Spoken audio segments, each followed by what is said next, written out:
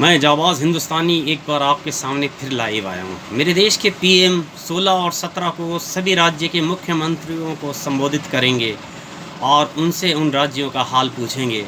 अच्छी बात है, हाल पूछना बहुत अच्छी बात है, लेकिन मैं देश के पीएम से पूछना चाहता हूँ कि कोरोना काल इसी तरह से ही फैलता रहेगा? इसकी कोई रोकथाम है आपके पास या नहीं? अगर नहीं है तो ये इसमें कुछ तो आश्वासन दीजिए। इस देश में जो लोग घरों से बाहर निकलने हैं वो अपनी जान हथेली पर लेकर निकलते हैं, और जब घरों में वापसी जाते हैं तो अपने परिवार को पहले 10 बार देखते हैं कि कहीं ऐसा तो नहीं मैं कहीं से आया हूँ और मैं संक्रमित हो गया हूँ, मैं कहीं से आया हूँ, मैं कहीं संक्रमित तो नहीं हो गया हूँ, मेरे बच्चे कहीं मेरे से किसी तरह का उन्हें कोरोना तो नहीं हो जाएगा। इतना खौफ फैला हुआ है इस पब्लिक में, इतना डर है इस पब्लिक में।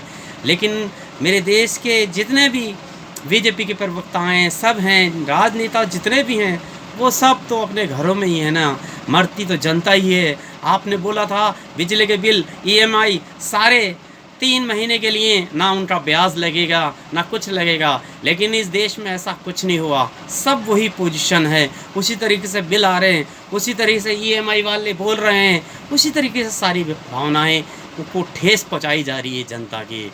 जनता हमेशा पिसने के लिए होता है। आज पेट्रोल 6 से 7 रुपये बढ़ चुका है। मैं अपने देश के पीएम से पूछना चाहता हूँ, क्या इस पोजीशन में जबकि कच्चा तेल सस्ता हो रहा है, कच्चा तेल सस्ता है, उसके बाद भी हमारे यहाँ जो है पेट्रोल महंगा होता जा रहा है। 2 कदम पे नेपाल है, नेपाल वहाँ पर पेट्रोल सस्ता है, और वो नेपाल जिसको आप 650 करोड़ रुपए दे के आए थे वो आज हमें आंखें दिखा रहा है, आंखें दिखा रहा है। वो चाइना की भाषा बोल रहा है। ये मेरे देश के पीएम, क्या हो रहा है देश में और क्यों हो रहा है? इतनी परेशानी, इतनी आपदाएं क्यों आ रही हैं? ऐसा कौन सा हमने गलती की है इस जनता ने कि आपको आपके पद पे पहुंचाया और 2 बार पहुंचाया, लेकिन हमें तो कोई सुविधा मिल ही नहीं रही है देश के पीएम। क्या कब मिलेगी, कैसे मिलेगी? क्या 2020 में हम कोरोना के शिकार हो जाएंगे, उसके बाद ना हमारा घर रहेगा ना संसार रहेगा, तब हमें किसी तरह की सुविधा मिलेगी? क्या पाताल लोक में सुविधा मिलेगी? कहाँ मिलेगी? कुछ समझ में नहीं आता। राहुल जी ने सही कहा था शुरू में कि आप इसको सीरियसली लीजिए। अगर आज आप सीरियसली लेते तो आज इतनी बड़ी महामारी नहीं होती जितनी बड़ी महामारी हो चुकी है। आज 3 लाख से ऊपर पार हो चुके हैं देश में मरीज़, लेकिन हमारे देश में अभी तक कोई वैक्सीन कुछ भी अभी नहीं आई है, और ना कर आने की उम्मीद हो रही है। हम किस उम्मीद से जिएं, किस उम्मीद से हम व्यापार करें, किस उम्मीद से हम घर से बाहर निकलें, किस उम्मीद से हम घर के अंदर आएँ? हमारी सारी उम्मीदें वांछित हो चुकी हैं। हम अपने आप को एक मरा हुआ और अधमरा महसूस करने लगे हैं, क्योंकि हमारे दिल में भय इतना हो चुका है कि हम कुछ बता नहीं सकते।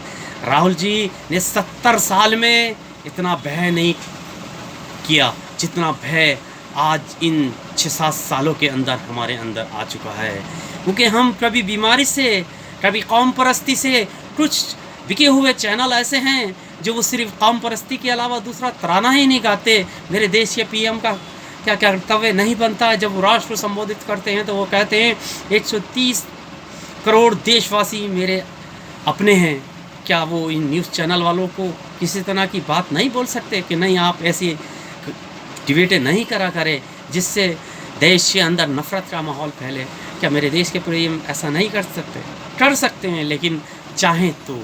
लेकिन अभी वो चाह नहीं पा रहे हैं। पता नहीं क्यों नहीं चाह पा रहे हैं, क्या दबाव है, क्या नहीं दबाव है, वो बेहतर जानते हैं। लेकिन मैं एक बात जानता हूँ कि 70 साल के अंदर जो कांग्रेस ने दिया है वो बेहिसाब दिया है, और ना ही उन्होंने नफ़रत इतनी बांटी है और ना ही इतना भय बांटा है। आज भय बहुत है। आप कहते हैं उन्होंने करा क्या? अरे उन्होंने आज जो ये अस्पताल हैं, ये जो सिंहासन है, ये सब उन्हीं की देन है। बाकी आपने 6 साल के अंदर क्या किया है? सिर्फ लाइनों में लगाया है लोगों को।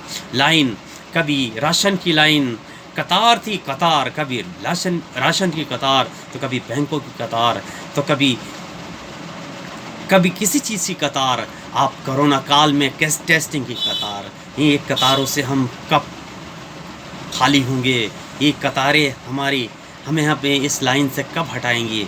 अब हमारा दिल अंदर से रोता है और रो कर पूछता है कि ये हमारा संसार है, ये ही हमारा संसार है। अगर ऐसा संसार है तो आदमी को जीने की तमन्ना बहुत कम हो जाती है, क्योंकि उसके दिल में जो भय होता है वो भय बहुत बुरी चीज़ है। इंसान को गरीबी नहीं मारती, लेकिन भय मार देता है। ये भय 2020 का ये हमारे साथ 2020 मैच खेल रहा है। इस मैच से हमें कुछ राहत दिलाइए पीएम जी।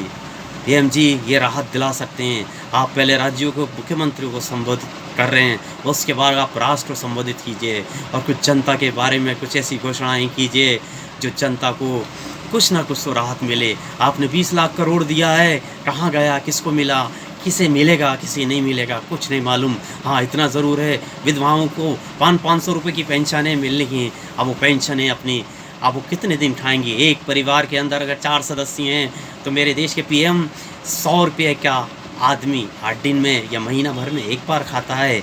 आप तो खुद खर्च करते हैं, आप तो खुद जानते हैं कितनी महंगाई है। इस महंगाई के मार में आप कुछ ना कुछ आदान प्रदान कीजिए। नमस्कार, जय हिंद, जय भारत, जय जाबाज हिंदुस्तानी।